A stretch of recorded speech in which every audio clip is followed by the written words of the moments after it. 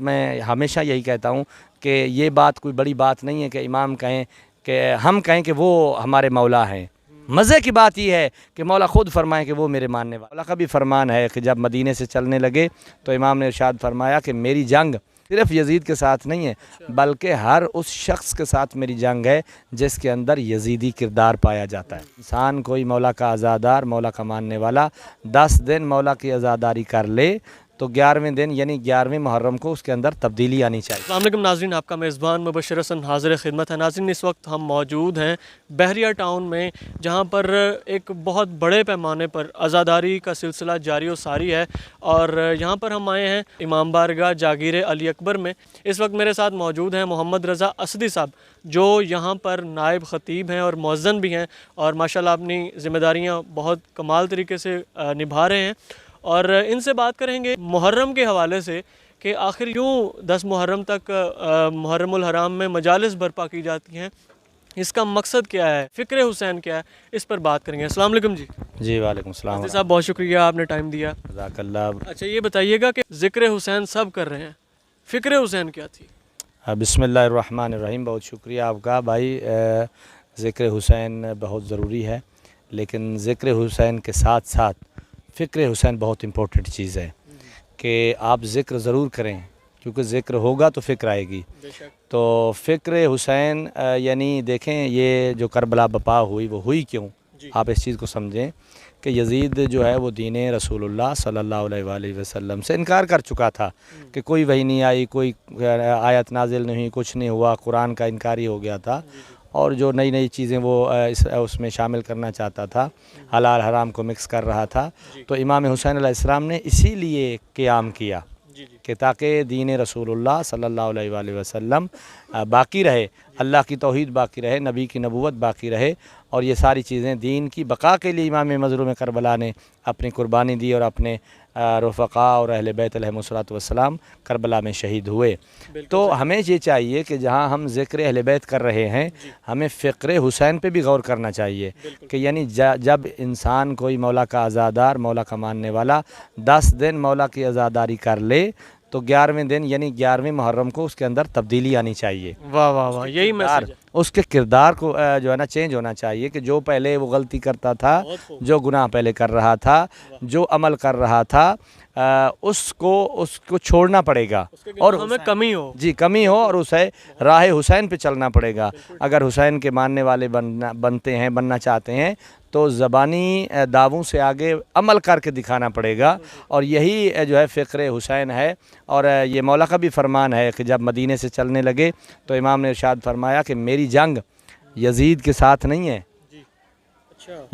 صرف یزید کے ساتھ نہیں ہے بلکہ ہر اس شخص کے ساتھ میری جنگ ہے جس کے اندر یزیدی کردار پایا جاتا ہے۔ تو ہمیں دیکھیں یزیدی کردار کو چھوڑنا پڑے گا، یعنی حسینیت اور یزیدیت بیسک یہ دونوں چیزیں، حسینیت جو ہے اچھائی کا نام ہے، یزیدیت برائی کا نام ہے۔ آپ کو برائی کو چھوڑنا پڑے گا بھائی، حسینیت کی طرف اگر آپ نے آنا ہے تو برائی سے مکمل پرہیز کرنا پڑے گا۔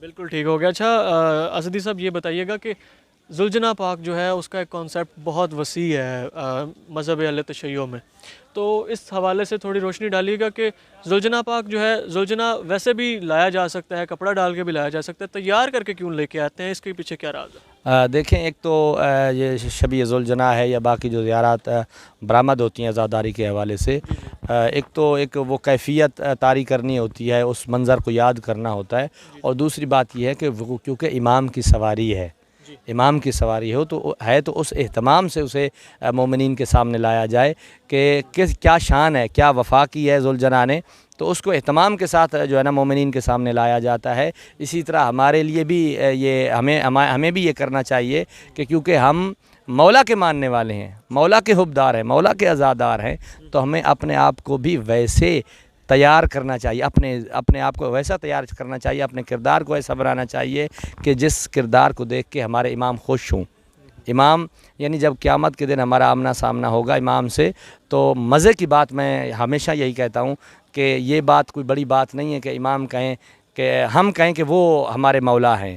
مزے کی بات یہ ہے کہ مولا خود فرمائے کہ وہ میرے ماننے والا. واہ واہ واہ. تو یہ بات ہے کہ اپنے کردار کو سنوار کے مولا کے سامنے ہم نے پیش کرنا ہے, مولا کے لیے ہم نے کام کرنا ہے. اچھا یہ بتائیے گا کہ یہاں پر آج بھی ماشاءاللہ سے بہت کمال ذکر ہوا اور عابدی صاحب نے بڑی کمال کی باتیں کی اور عرفان کے موتی تھے. یہ بتائیے گا کہ امام زمانہ علیہ السلام کے حوالے سے خصوصی طور پہ عابدی صاحب بہت ساری کمال باتیں کرتے ہیں, آج میں نے بھی سنی, تو اس حوالے سے کیا روشنی ڈالنا چاہیں گے, کیونکہ اس وقت ہم ریت ہیں امام مہدی علیہ السلام کی, اس حوالے سے کیا فرمانا چاہیں گے؟ دیکھیں بھائی, گزارش یہ ہے کہ میں ہمیشہ یہی کہتا ہوں کہ ہمارے وقت کے امام, ہمارے امام تو ویسے 12 ہیں, لیکن ہمارے وقت کے امام زمانہ علیہ الصلوۃ والسلام ہیں. تو ہمیں اپنے آپ کو امام کے ظہور کے لیے ہر وقت تیار رکھنا پڑے گا, رہنا پڑے گا. کوئی ایک لمحہ ایسا نہیں ہونا چاہیے ہماری زندگی کا کہ ہم امام کے ظہور سے غافل ہوں. ہمیں اپنے آپ کو تیار کرنا ہے, اپنے بچوں کو تیار کرنا ہے, بچوں کے اندر آگاہی لانی ہے, لوگوں کو بتانا ہے امام زمانہ کے ظہور کے بارے میں, امام زمانہ کون ہے ان کے بارے میں بتانا ہے. تو یہ ہماری ذمہ داریوں میں شامل ہے کہ ہم خود بھی تیار ہوں اور معاشرے میں اصلاح معاشرہ بھی کریں. سب سے پہلے اپنی اصلاح, پھر اصلاح معاشرہ کریں. سب سے پہلے ہمیں تو ہمارا جو اول ذمہ داری ہے وہ ہے معرفت امام. جب تک آپ کے اندر امام کی معرفت نہیں ہے تو آپ حقیقی منتظر بن ہی نہیں سکتے. حقیقی منتظر بننے کے لیے آپ کو امام کی معرفت, اور امام آپ سے کیا چاہتے ہیں, امام آپ سے کیا چیزیں مطلب جو ہے نا آپ سے وہ مانگتے ہیں. امام آپ سے کچھ نہیں مانگ رہے, امام آپ سے صرف آپ کا کردار مانگ رہے. اللہ, کریکٹر بلڈنگ. آپ کے اندر آپ کا صرف جو ہے نا کریکٹر مانگ رہے ہیں کہ آپ اپنے کردار کو بہتر کرو. اچھا علامہ صاحب یہ بتائیے گا کہ آخر میں آپ کوئی پیغام دینا چاہیں گے امت مسلمہ کے بارے میں؟ دیکھیں میں یہ سمجھتا ہوں کہ وقت کے امام کے حوالے سے تمام امت مسلمہ کو ایک ہی وہ ہے میسج ہے کہ ہم سب کے مسائل کا جو حل ہے, یعنی آج دنیا جو مسائل کی اس میں دلدل میں پھنسی ہوئی ہے, آج افراتفری ہے, قتل و غارت ہے, یہ سب چیزیں ہیں. پہلی بات تو یہ ہے کہ ہم سب کو فرقہ واریت کو, ان چیزوں کو چھوڑ کے اس در پہ آنا پڑے گا. ٹھیک ہے, کیونکہ اگر اس کے علاوہ کوئی بھیا اور در ہے تو مجھے بھی بتا دیں تاکہ میں بھی جو ہے نا اس در پہ چلا جاؤں. تو یہ وہ در ہے جو ہمیں نجات, یعنی یہ وہ گھر ہے, یہ وہ سفینہ ہے کہ جو ہمیں نجات دے سکتا ہے. تو میں سب کو یہی کہوں گا کہ فکر مہدویت کو اپنائیں.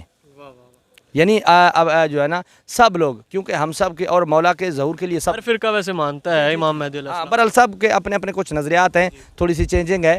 تو میں جی سب مانتے ہیں. تو میں یہی چاہتا ہوں ہم سب کو چاہیے کہ ہم معرفت امام کے لیے حاصل کریں, اس کے بعد امام کے ظہور کے لیے کام کریں.